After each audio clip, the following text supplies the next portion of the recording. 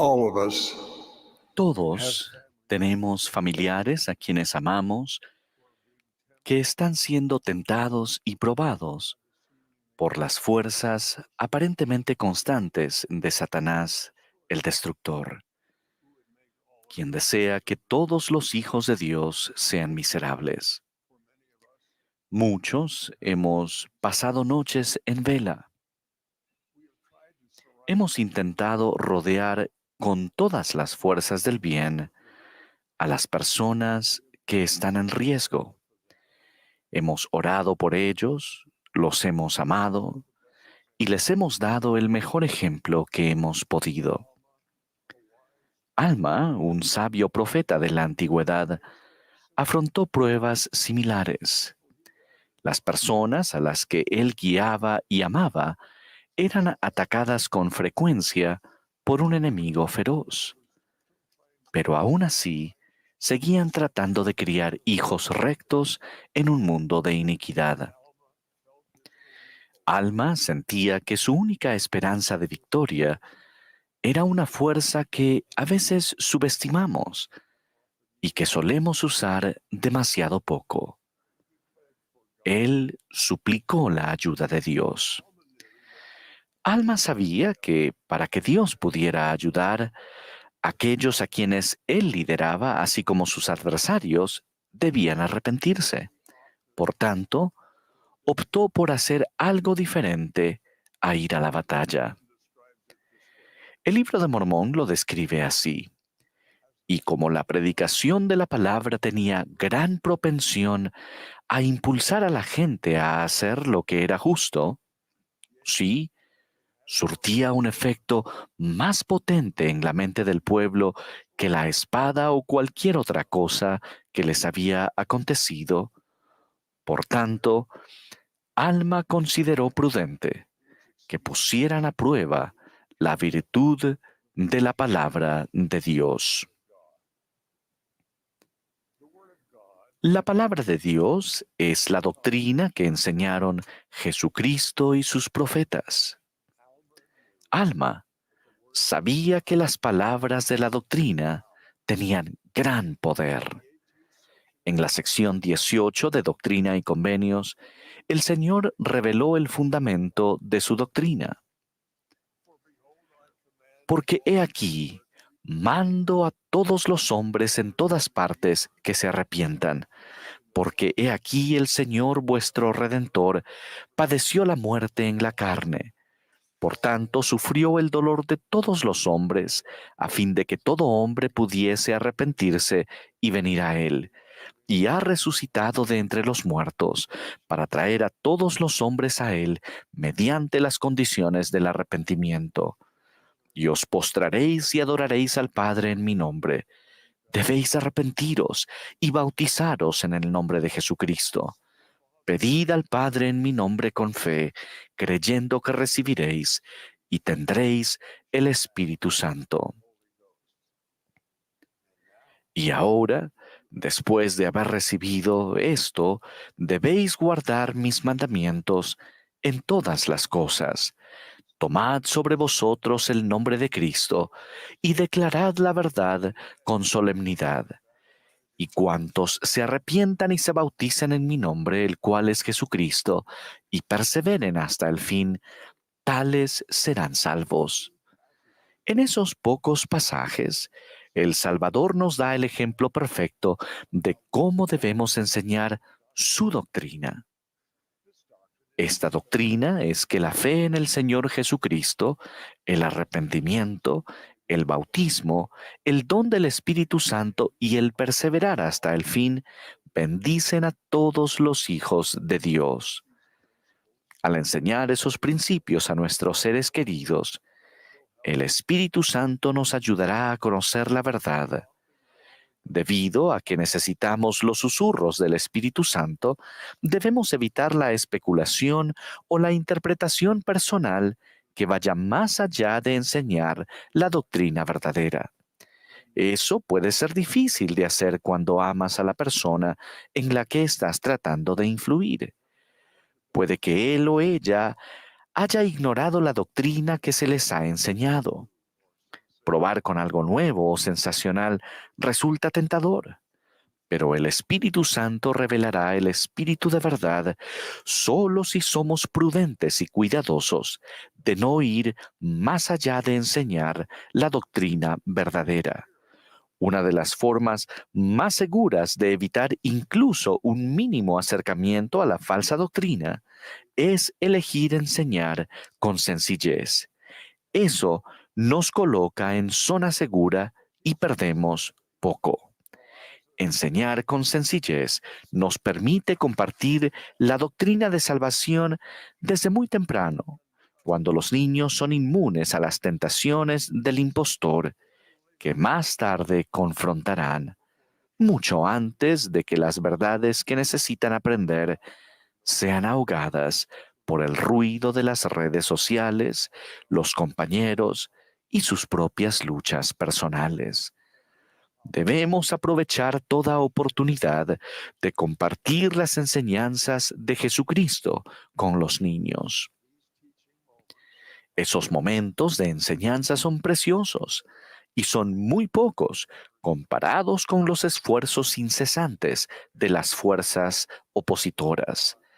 Por cada hora que se usa para inculcar doctrina en la vida de un niño, hay incontables horas de oposición llenas de mensajes e imágenes que desafían o ignoran estas verdades salvadoras. Algunos de ustedes tal vez se pregunten si no sería mejor acercarse más a sus hijos por medio de la diversión simplemente.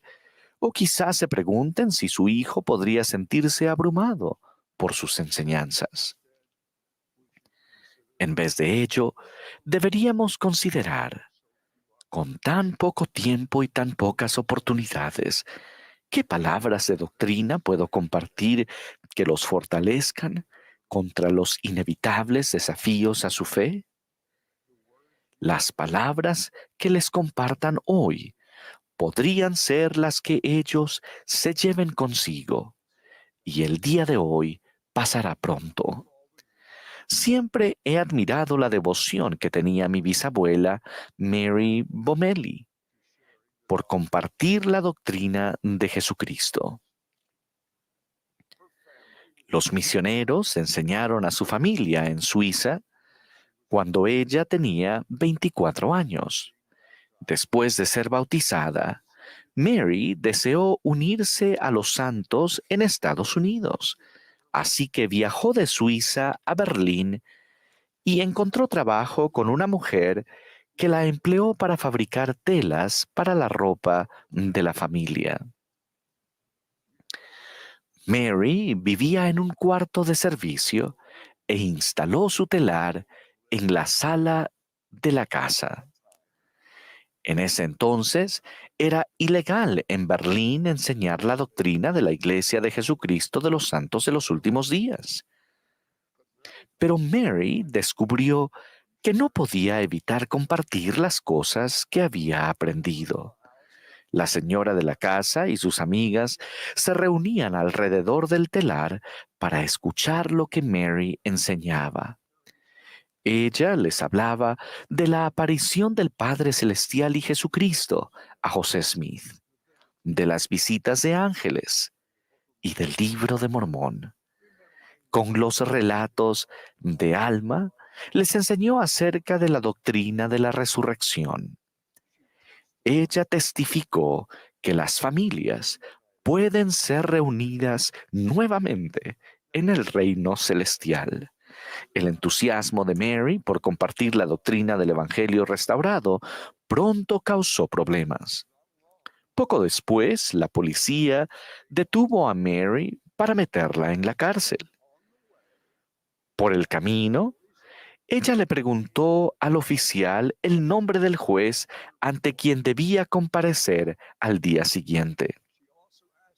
También le preguntó por la familia del juez y si era un buen padre y esposo. El policía describió al juez como un hombre mundano. Ya en la cárcel, Mary pidió un lápiz y un papel. Pasó la noche escribiendo una carta al juez. dándole testimonio de la resurrección de Jesucristo, tal como se describe en el Libro de Mormón, analizando el mundo de los espíritus y explicándole el arrepentimiento. Ella sugirió que el juez necesitaría tiempo para reflexionar sobre su vida antes de comparecer en el juicio final. Le escribió que ella sabía que él tenía mucho de qué arrepentirse, lo cual entristecería profundamente a su familia y le traería gran pesar. Por la mañana, cuando terminó su carta, le pidió al policía que se la entregara al juez y él accedió a hacerlo. Más tarde, el juez citó al policía a su despacho. La carta que Mary había escrito era evidencia irrefutable de que estaba enseñando la doctrina del Evangelio restaurado, y al hacerlo estaba quebrantando la ley. Sin embargo, un rato después, el policía regresó a la celda de Mary. Le dijo que habían retirado todos los cargos y que podía irse.